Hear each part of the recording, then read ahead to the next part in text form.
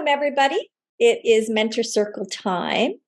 Um, I am doing a little different today. I don't have any slides or resources. We are going to just have a wonderful chat with our guest today. And for those of you who might be new to here or watching later, I'm Helen Patterson. I'm the founder of LifeWorks Well, an HR consultancy, and we love to do everything with heart here. Mentor with heart, give with heart, HR with heart, all things with heart. And sometimes it's easier said than done. We were just chatting, Cat and I, earlier that, creating heart-centered cultures and living into those values isn't always easy. Sometimes we do have rough days, and I had one yesterday, and I had one this morning when my tech wasn't working. But anyway, we are here today, and I just wanted to do a quick land acknowledgement.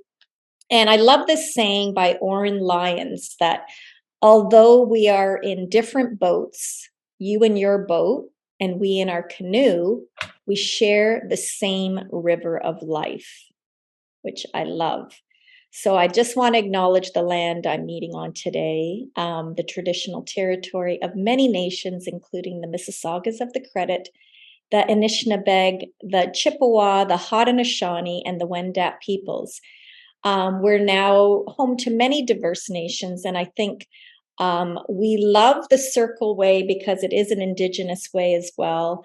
And we're all in this together. And I think that's part of what our topic is going to be about today, which is like, how do we create some heart-centered cultures?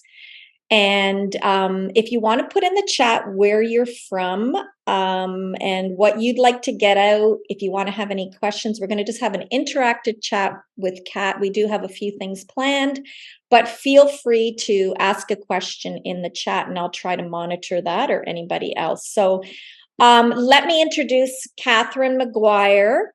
I met Kat through another colleague friend of mine, Amy Vodrick, who's an amazing woman, also making a huge difference in the world. And Kat worked with her a little bit, and we both participated in a little program, an impact program, and thinking about what our impact is in the world, what difference we want to make. And when I found out about Kat's business, WholeHearted, well, I'm getting goosebumps just thinking about it because it's very aligned to LifeWorks Well. And really, she has had a breadth of experience, but her primary work as a female entrepreneur and founder of WholeHearted is an agency that improves the employee experience through strategic experience that also align with corporate values and community needs. So the giving back piece is a huge part of what she helps organizations do, as well as their employee experiences and events, and just an amazing woman that I've got to know. And, she left her corporate career in hospitality. And so think about the pandemic, obviously the whole event space and all of that world got hit hard. So I just love Kat's energy, her business model, what she does with the community. I'm going to let her chat a little bit about herself as well. But today we wanted to talk about how we can help organizations create heart-centered cultures. And what does that mean? And what are ways to do that? And we've been sharing that all month. So welcome, Kat. I'm so excited to have you here. I would love to start, if you don't mind, because I just touched on a little bit. I just would love you to start on how you got to this point in your career, a little bit more background of why you started WholeHearted, a little bit of your story for everybody so they can get a feel for that. And then we'll dive into some more questions. So over to you. Welcome. Thank you. Thank you so much for having me. The Impact Incubator that we were part of was such an important piece for me personally and professionally last year. And I'm so, so thankful for all of those connections. But I'm looking forward to our conversation today and to share a little bit of my story. I spent over 10 years working in the hospitality and conference space. And from that angle, got to see the way that corporations sort of marketed their brand internally and externally in so many different ways.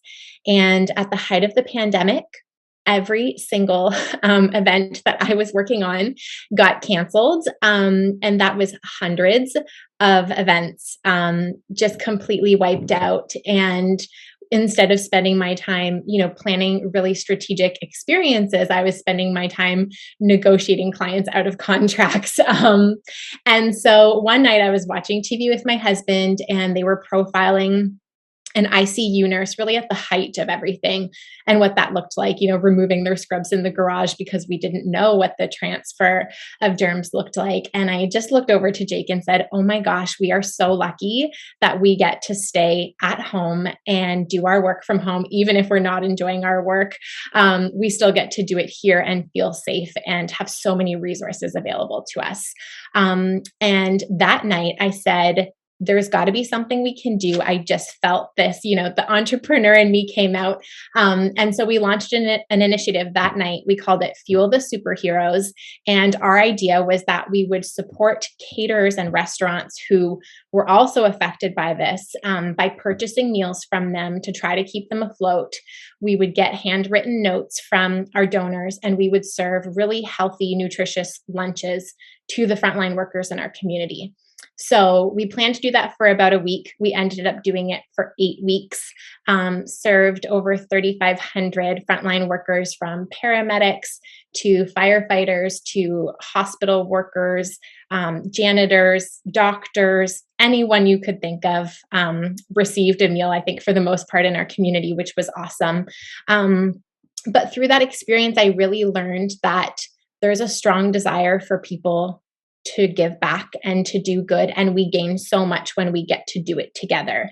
So I had some conversations with teams that I knew were struggling, working in the remote space for the first time. And we pilot tested an experience where we would teach teams how to make 1 week of healthy lunches in 1 hour. So we delivered groceries to them. We had a professional nutritionist join the call.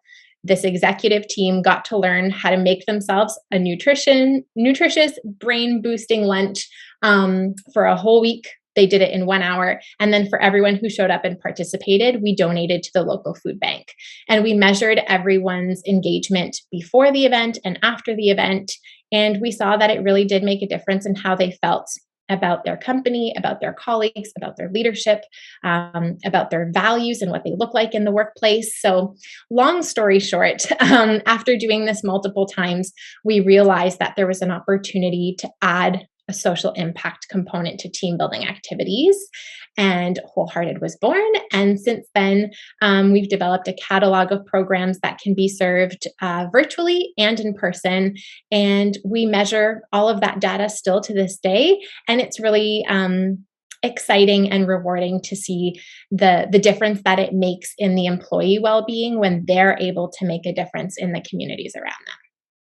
Wow, that is just incredible. I know Juanita made a comment that she thought she may have seen something on the news as well. And it's just, and I think this is the thing that, when we think about the giving piece, and we'll get into corporate social responsibility as well, because I know that's a big piece of it, but often it's like crunched at the end of the year, and it's time to give back at the holiday season and all those things. And so that's when I've been involved with me leading an initiative as an employee. Even it's like, no, it's not like the company did anything, but like teams were doing it, and you probably see that.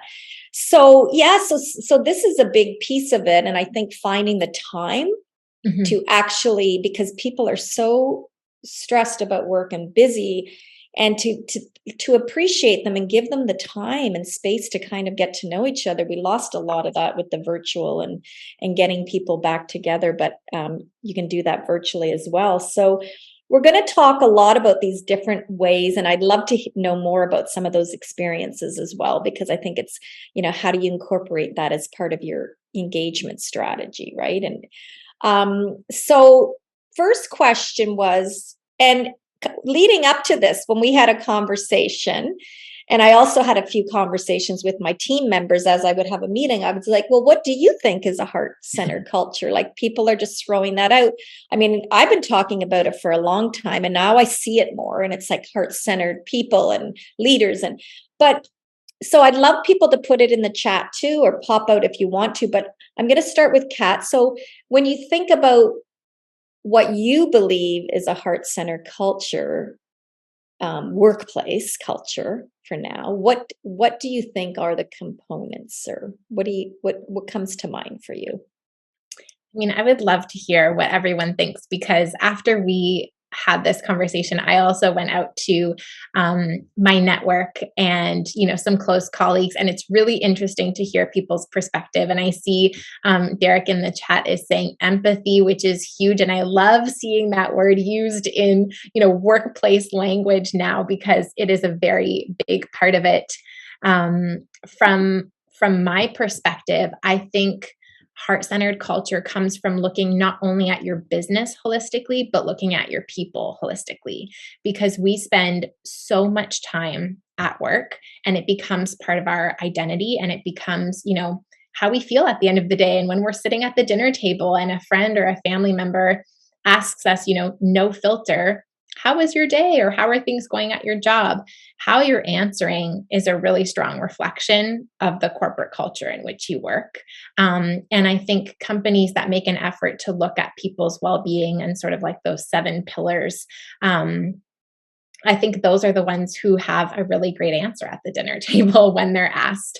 And you and I have talked a lot about mental health and how that's become such a prominent part of conversation, and more widely accepted and shared. And, there's so much data about what the past few years, how it's affected us, that's not available yet. But I think we're seeing what I would call like little micro mental health episodes, where someone who, typically would consider themselves very healthy mentally, physically, emotionally, is impacted by all of this in such a strong way. And it's pouring out in a way that we are not quite sure how to handle. And we need different resources, even if it is just for a little short amount of time, to sort of hit reset and come back fully recharged and ready to dive into our roles. And at WholeHearted, we always say that being in business, no matter what you do, is an opportunity. You have an opportunity to make an impact on the people you work with. You have an opportunity to make an impact on the community. You have an opportunity to make an impact on a product or a service that you offer. And that's the mindset that I really hope people can take into their work. So I saw another comment in the chat: respect, trust, authentic relationships, strong communication, good listening, creative problem solving. These are all really great traits. You're on pause, Helen. I didn't want it, because sometimes if you have it open, it doesn't show the speaker, it pops out. But I was looking at the comments, and what you just said too about the mental health, because again, earlier before the recording started, like my generation, we were really not taught how to resource ourselves. And so, meditation wasn't a big thing, and breathing exercises. I mean, and I didn't even realize that I used to run a lot, and that was my way of de-stressing and my own meditation. And then when that stopped, it's like, how do I find other ways? And, I learned the hard way a lot. I think many of us, including, people in organizations, if they don't, first of all, they may not realize there's resources out there to help, and our organizations helping and providing. So that is a big piece of what I think when we think about heart-centered cultures, is like, without your people being healthy and well, mentally, physically, spiritually, all of it, they're not going to want to give back. They're not going to want to give their 100%. Like when I see your energy, Kat, I'm like, let's bottle that. Let's bottle that. And when I'm up and on, this is me and this is my values. But if you're not resourced, if you're tired, if you're grieving, if you're having stress at home, if you're not being appreciated at work, all of those things are going to then eat away at you, and you will respond maybe not the way you'd like. So there's one thing I wanted to touch on, if we can, because Joanne and I have talked a lot about communication. And we're looking at, we'd love to do some workshops on communicate with heart. Um, and sometimes it's the accountability that is missing. Like I had an issue yesterday with a client, and it was not a great conversation. And I'll put it out there because we did hug it out after, which is happening again in the workplace, which is nice. But both of us were like, this is really not, well, it's not who I am. And it was just like, why did we get to this point? Right.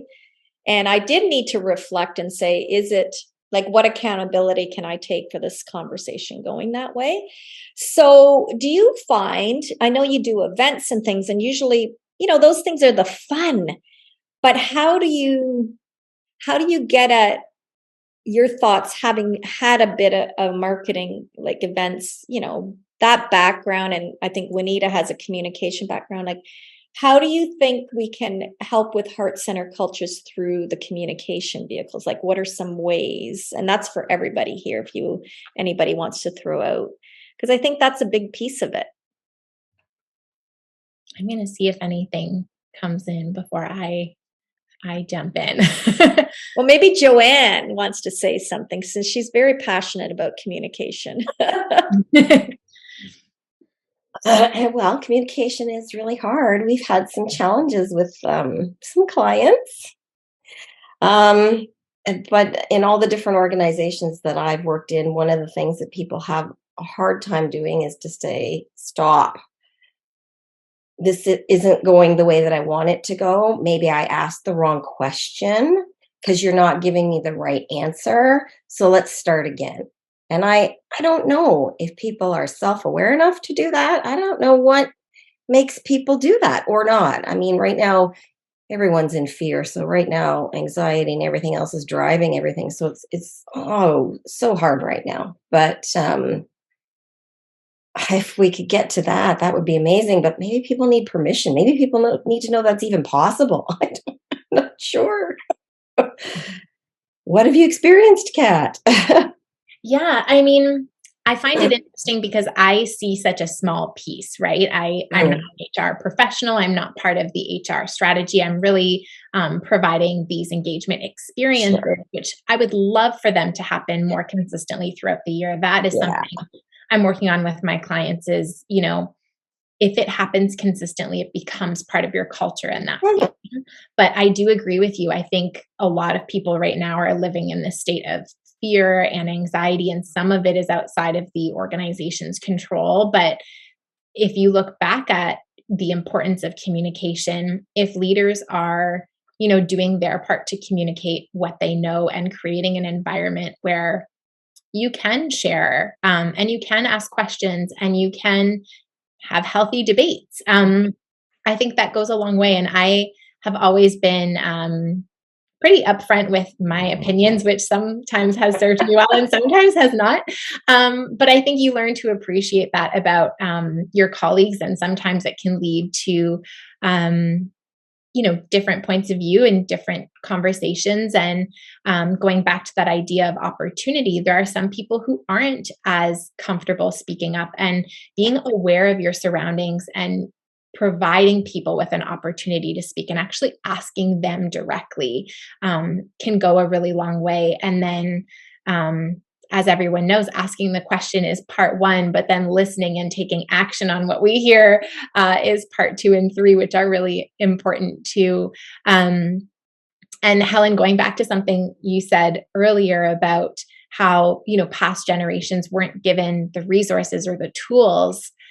Something that came to mind when you said that is the idea of corporate social responsibility. We think about it as giving back and community, but it's also the corporate social responsibility internally. Like, the organizations now have a responsibility internally to serve their employees and make sure that their well-being is prioritized. And that is something that I think could be communicated better in many organizations too. Definitely. Yeah, that's a real great point, because I think that historically there was as you know, there was the focus on the stakeholders external, like it was the customers that mattered and the bottom line that mattered. And, really all of the things, like we're moving into this other corporate social responsibilities. We look at like the sustainable goals as well now, like ethics and environment and sustainability. So there's a lot more added that it's an imperative. And I think that goes along to those purpose-driven organizations, right? That really, without your people, and this is what we were talking about earlier. It's like, to us, it feels so simple and basic. It's like, well, the people are without them, and without them being healthy, they're not going to drive anything for your organization. So it seems like it should be a simple solution, but it's not. And I guess it's because humans are quite complex, right? But anyway, we touched a little bit on, communication as being part of like heart-centered leadership, right? So I think a lot of what's out there, heart-centered leadership, and looking at things like different skill sets for that are more people skills now. So from a leadership perspective, and I have a lot, I mean, there's so much I wanted to talk to you about, because it's like, let's get those experiences into organizations earlier to get people engaged. But just a couple things, if everybody wouldn't mind putting in the chat or jumping out, what are some of the other ways that the leaders can be heart-centered, right? Because really, I mean, everybody has can participate in being, a kind human, and, having empathy and compassion for others. Leaders are so busy, like they're on the run, and they have a lot that they're stressed about, and it's reality. More leaders are stressed now. Is there anything in addition to what we've said already that you would add to like how to help leaders be heart-centered?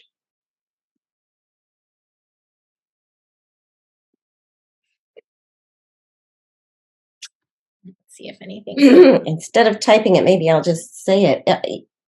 One of the experiences that I've had with leaders many times is that they always want you to have a positive outlook. And I think that's limiting. I mean, I'm a whole human being, and I don't just have a positive side. I have the whole range, like a whole circle of things. And I think it's a little limiting when leaders are constantly like, well, you need to be positive all the time. You have to show up positive. If you're not positive, you're not part of the solution. And I'm thinking, is there another way to address that? I just find it interesting.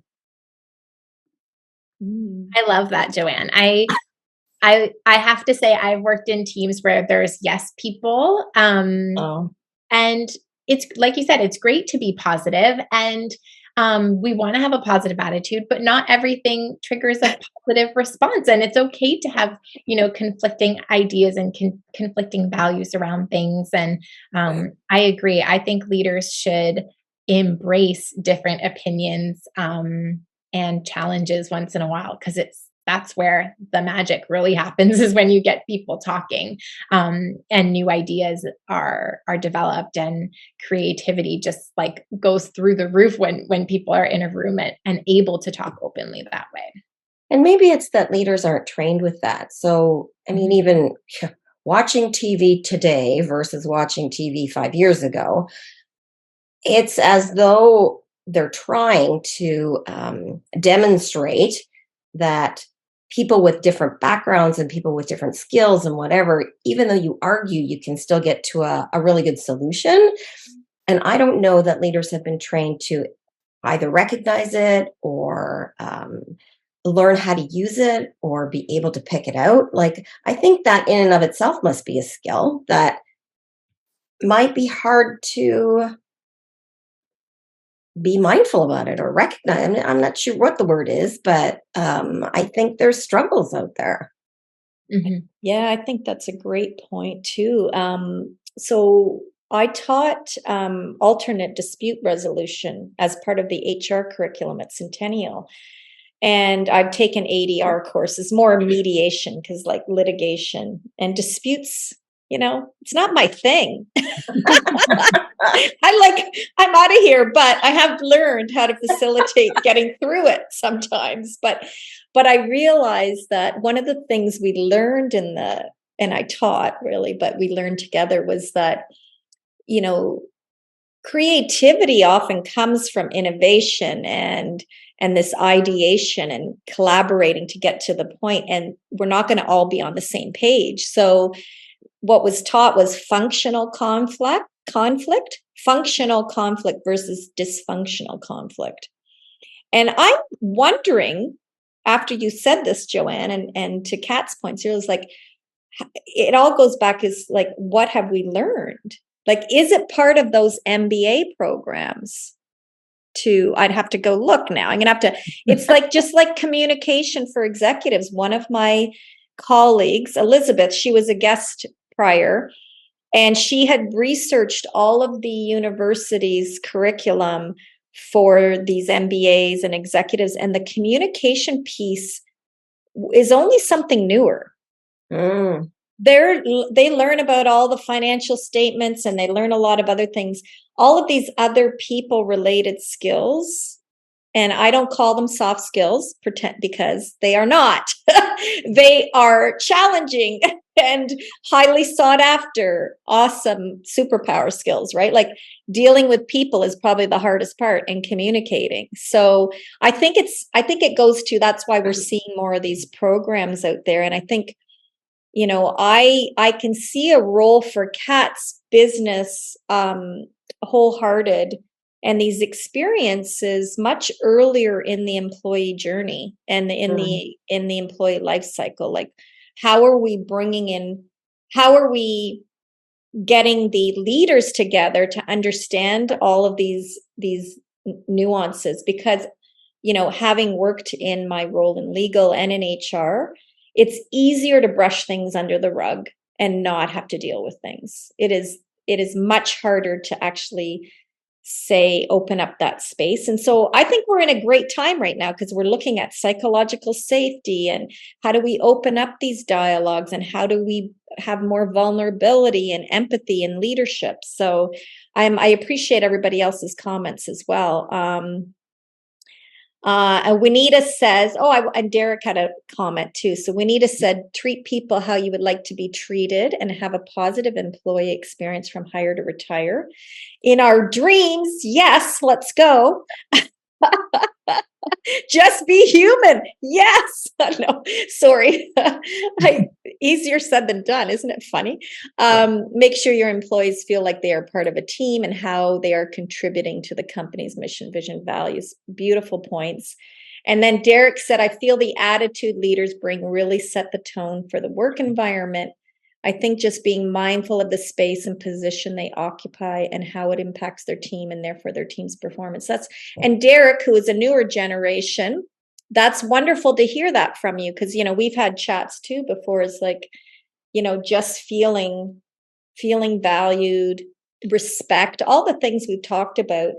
So Kat, I wondered, anything else to add on the leadership side? Because I think there's more I wanted to chat with you about.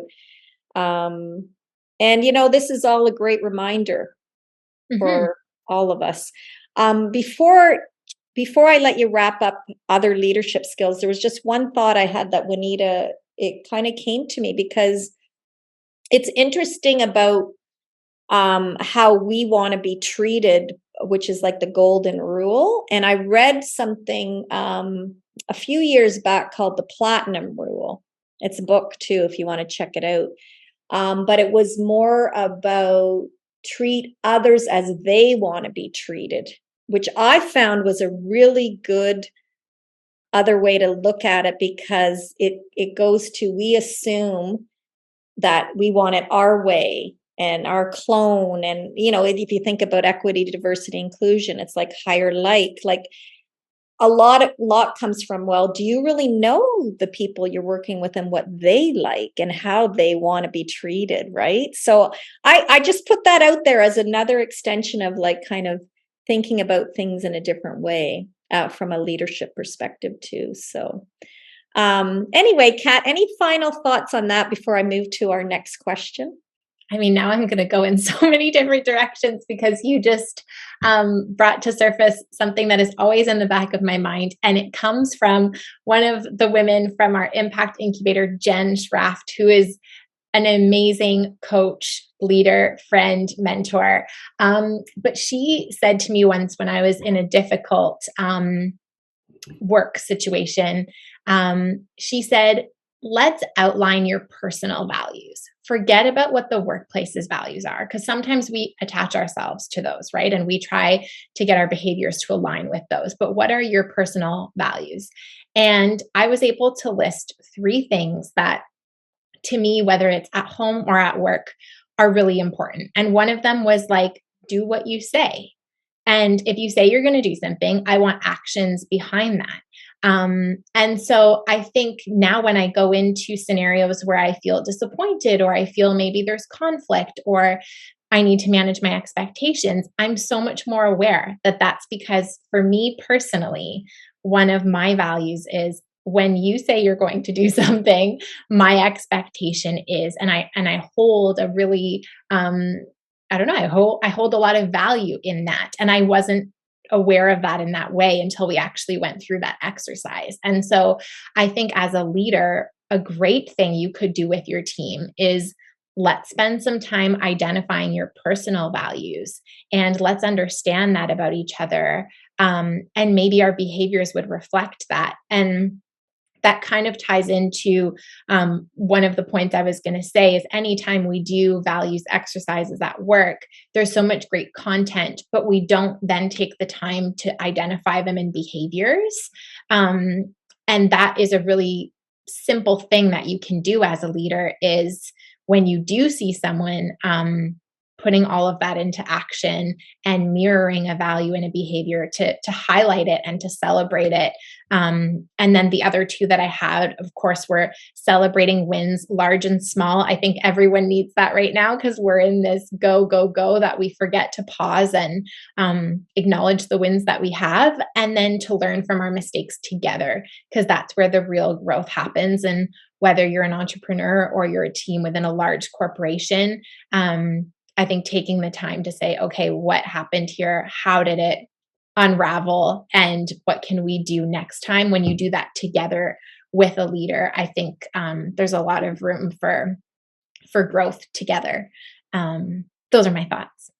No, I love that, all of that, because we've been talking, about values and kind of revisiting, the HEART acronym, right? For us, like with heart, and heart, is harmony and health and empathy and energy. And we were having lots of fun kind of throwing that out: accountability, action, and respect, and then team and trust. And so it's like I could have so much fun with that, but it's also, those are mine. And what I've tried to do with the team is there's a values, Barrett Values, personal values assessment tool that was free over the pandemic, but they charge now.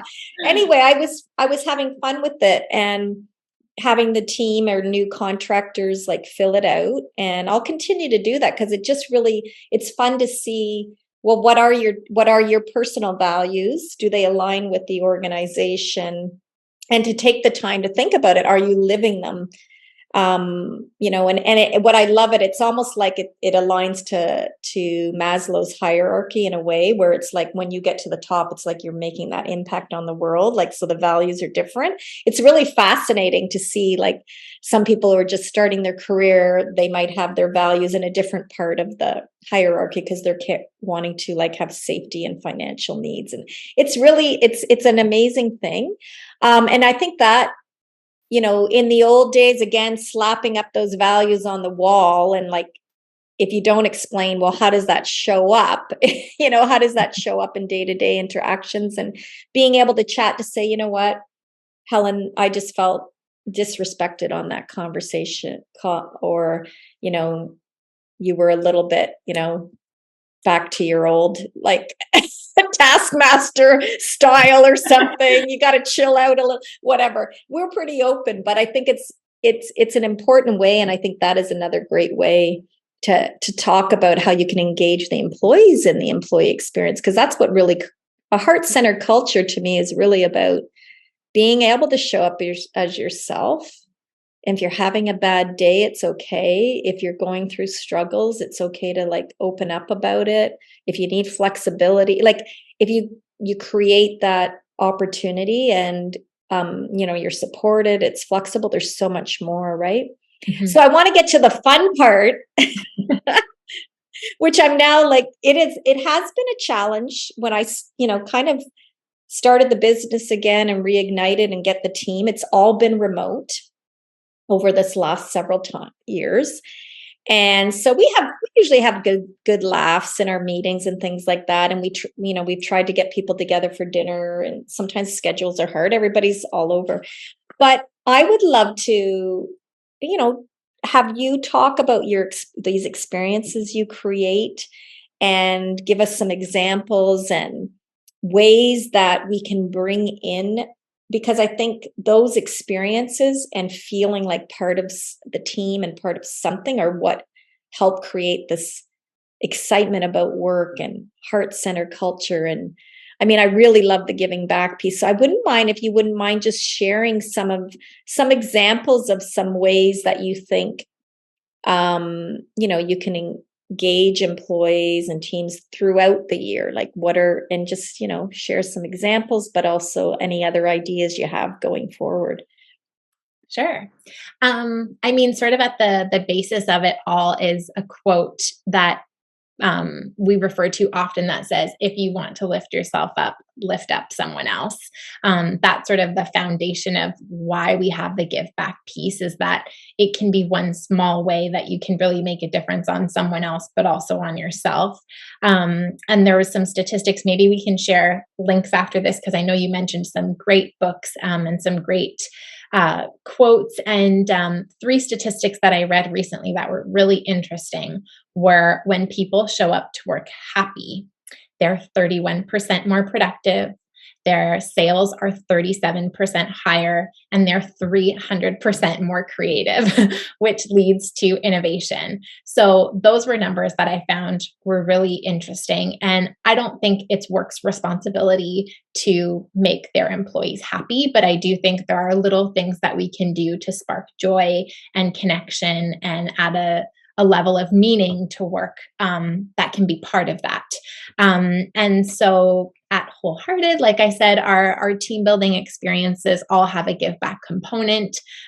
Typically, they're integrated into an existing meeting. So if you're having your quarterly business review, or if you're having a sales kickoff, or if you're having a holiday party, we typically come in around a coffee break. So kind of when you would typically have some downtime and people are sitting on their phones and their laptops anyways, we choose to maximize that time, get people away from their devices, and we bring a social impact break into your space if it's happening live. So something, it could be as simple as our heart-to-heart market is what we call it, where team members get an eco-friendly tote bag and they go shopping in this marketplace that we've set up with some essential items for a shelter group. And once they're done shopping, they write some cards to go along with it. And we have some cards on the table with value prompts. And we're asking questions to sort of break down those barriers and have some fun and get to know each other and get connected. And what they pull from that is typically what they write in the card. And I'm always surprised by the ones who choose to share their messages after, because we do open it up and say, does anyone want to share what they wrote in the card to the recipient? And it's typically the ones who sort of were, okay, we have to do this team building, who end up so proud of what they've written in their card and are willing to share. So that is a lot of fun. And it's something simple that you've probably done in one way or another, but sometimes it's just in the way it's facilitated that it maximizes the impact of it. And then we go make the delivery on their behalf. We send an impact report with some photos of the recipients or some digital assets. And we sort of just reinforce that message of, this is the difference that you made at your event today that you were going to have anyways. We've done a really cool one with some songwriters where we brought songwriters in and we broke the group into breakouts so that they were getting to know different team members. And they wrote a paragraph around their values that together became a company anthem. And at the end, the songwriters performed it. We put it into an MP3, and that became their anthem that they use at every single, company-wide event moving forward. And that's always a lot of fun because they get to select the genre of music they want it to be. And for that one, again, for everyone who participates, a donation goes to the Junos charity. So we support getting instruments into some schools across Canada because we feel like music is such an important part of learning. I see comment that company anthem is so fun. It is so fun. I was just thinking that because I've been thinking about this manifesto that I created for myself and one a little bit for the bit, but I'm like, that sounds like a lot of fun. I'm sure that Juanita would be up singing. Yes. So, I mean, those are a couple examples. The songwriting can be done virtually or in person. The marketplace works well in person. We've done some mural workshops. So we get a local muralist to come and we give everyone a paintbrush and they help outline a piece of artwork that reflects the company's values. And then as teams, they sort of go in and fill the colors. And then sometimes they choose to hang it in their office. Sometimes they donate it to a center that hosts children's programs. And we talk about the scientific research that supports that, there's certain colors and there's certain shapes that actually help improve learning and memory. So we talk a lot about that and how the environment can really affect a child's experience. So there's all kinds of things we can do. Wow. That was fun. Oh my gosh, they all sound incredible. And I'm assuming you also sometimes is there an organization that already has like a company that they have a foundation or they have a community org that they already give to, and you would design something custom for them? Yes. So sometimes the organization already has a cause or a charity that they would like to partner with, and we just we adapt the experience to match that and their needs at that time. Other times they have a cause, but they don't quite know which organizations. So we have a list, like an ongoing list of organizations with their current needs. And that's something that I've learned a lot, probably in the past 6 months, is that the needs of charities have changed. And it's much more basic right now than in the past. You may have done like a build a bicycle experience, team building, and that was one that was popular for a long time, which is great. But I have so many organizations now who are like, we just need the minimum. Like, we can't think about the bike until we serve dinner, and the needs are high. So we're seeing a lot around food, around formula, of course. Diapers are big, undergarments, feminine hygiene products, like truly the day-to-day basics, are high need. So part of what we do is ensuring that we're aware of who needs what in different cities across Canada so that we can maximize the impact that the companies are making, and we can make some recommendations. Wow, that's amazing. I didn't realize that you did that, like research and local and understand that. Because I think the thing is there's so much need everywhere. And so depending on the organization, what aligns to what they're passionate about and if they can get the employees' input. I mean, obviously our larger organizations, a lot of them have been doing things like this, but I think there's still more. I know when I was at ADP Canada, which is a large global organization, they had, which a lot of companies have, is United Way, and you can pick your charity. But again, it's this like end of year, let's pool our money, or I've been giving, through payroll all year, but you can pick a charity. And I liked that when I could kind of pick what I wanted. They also had like a matching program, donations. And the one thing they did as far as give back to the community, they were involved in junior achievers. So you could volunteer your time. But there was, I was thinking about it now. It's like, again, it was a team. It was then smaller teams if we wanted to do more, right? If we wanted to go to the food bank. I did that with CIBC in one of my HR departments. I actually was the one that encouraged, and we went for a whole day and helped out. And But do you find that it's usually driven by at a team level, or are you Yeah. still getting like the larger strategy with an organization?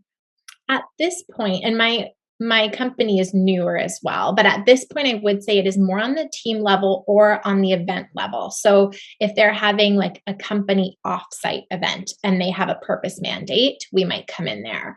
Or if they're having a user conference and they're bringing all their customers and they want something unique, that's where we might work with them. But from a workplace perspective, it does seem to be more at the team level. And something that I like to highlight when I'm having these discussions with people is there are a lot of really great programs in place for individual contributions. But what I think makes us different is that our experiences are framed for teams, or they're designed for team interaction. And that's where you gain so much more from giving someone a volunteer day.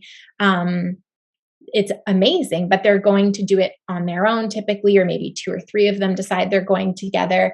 But when the experience is really designed to bring people together and connected and learning about each other, that's where I think the employee experience and the culture side are really impacted. That's great. And I know we talked a little bit, and I'll see if anybody else has questions after, because we're getting close, but to the hour. But we had talked a little bit about the whole onboarding experience, and I think that's a little bit of I think it's still a little bit overlooked in how you welcome a new employee, and it's harder, I think, because it's like one individual at a time. But I wonder if you had any thoughts on that, because we just started chatting about that on even for the smaller companies. I know it's probably easier if there's a large group of employees, but do you have thoughts on how you could welcome employees and add to, like, hey, from the get-go, you've got this heart center culture, or this feel of, wow, they're really welcoming me here. I think it comes down to communication, what we talked about earlier. If you can, like, if you have the time and resources, or if you have multiple hires at once to bring them into something, I mean, that's ideal, but that's not always the case. And so I think from the get-go, communicating what the priorities are, communicating what they can expect, giving them something to look forward to. If this is part of your culture, you probably have things lined up in your calendar, and that should be one of the first things that you share, is to give them something to look forward to and see, oh, this is a value, but they're putting it to action because they've got it scheduled already for the year. And yeah, I mean, you and I talked about it a lot, but I think onboarding sometimes can be missed. And I don't know if it's because companies are, I don't know. I don't know if it's just not thought about, or they don't want to invest too much at that time. But truly, the same amount of money you would spend on swag or a nice dinner or anything, you can actually create a really cool experience for that same dollar amount. Yeah, and I was thinking about that. With one client, they had the great onboarding checklist. Everything was so smooth, but I felt like it still was missing something, and so we ended up creating these welcome kits.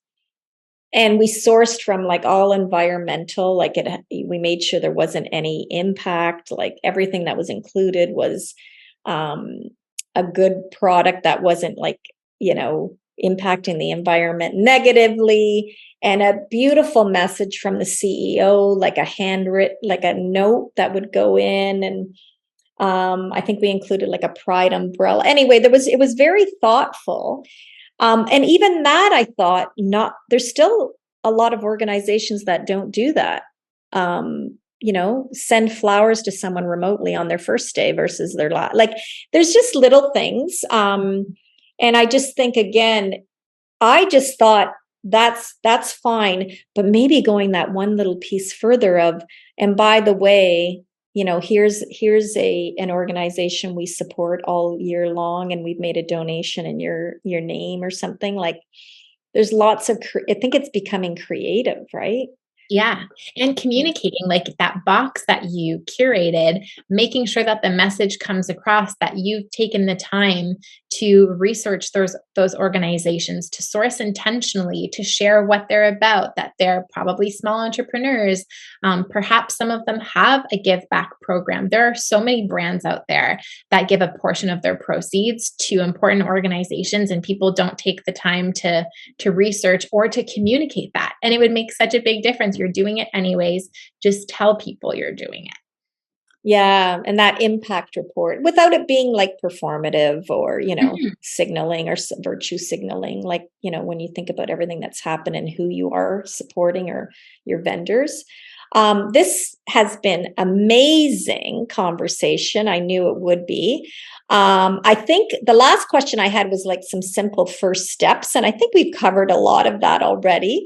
But I wanted to make sure if anybody else had any questions or comments, that we have about 5 minutes or so left, that you get a chance to ask Cat. And then, I think we've got some good ideas already. Does anyone have any other questions for Cat or comments they'd like to make?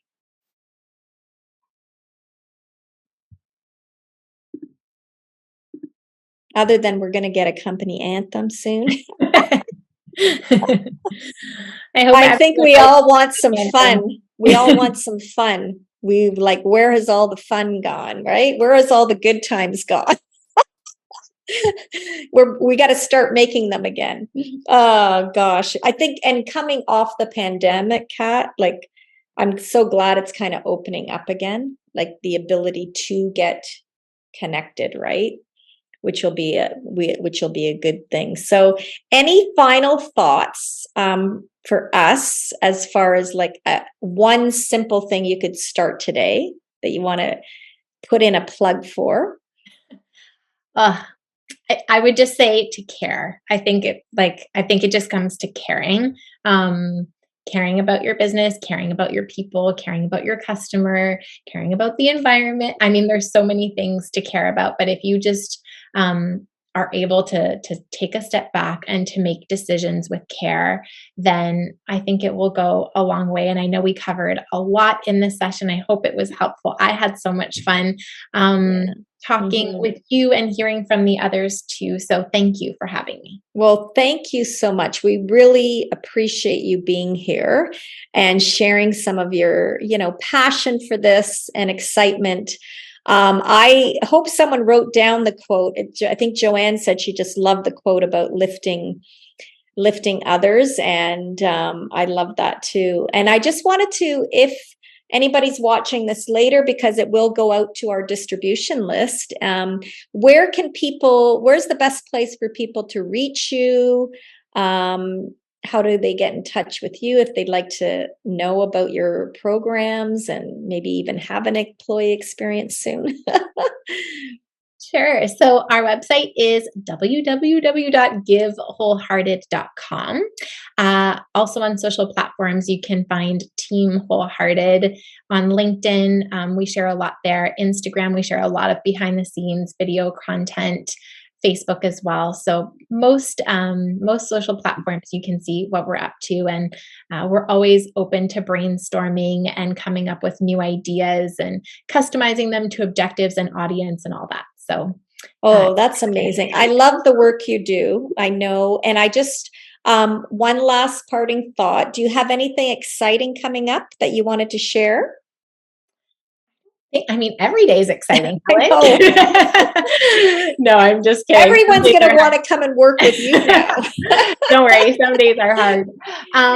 No, I do have an area on my website that's called features, where you can see where we'll be. So we are attending some sort of meeting and employee engagement events that are happening in the industry. So there's a program called Venue Series, which highlights event vendors. We'll be there in Ottawa at the end of May, in Montreal at the end of June. I'm hosting a breakout session on purpose to profits at an event called The Event in Ottawa, also in the month of May. And that's interesting in itself, because sometimes we think of profit as a dirty word, especially when it comes to purpose-driven initiatives. initiatives, but the truth is there's a cycle of giving. And if we go back to that idea of when people are happy and making contributions, they're more productive in their roles, which means their companies are more profitable, which means they can do more and have a bigger impact. So it's this awesome cycle, but I'll be talking about that at the event in May. And other than that, anything else coming up, we share on social. That is so amazing. Well, once again, I really want to thank you for taking the time today. I think we have some new ideas as well. And I'd love to, hopefully get an employee experience for us sometime. So we'll be in touch. But anyway, everybody else, thank you so much for coming. We'll send this out, and we do have other resources up on our website. And to wrap up the month, so it has been a beautiful month of focusing on heart-centered cultures. And as Kat said earlier, just take care of yourself, but care about others too, and other things. So thank you, everybody. Have a wonderful day. I appreciate it. Thanks, Helen. Thank you, Kat. Bye. Bye.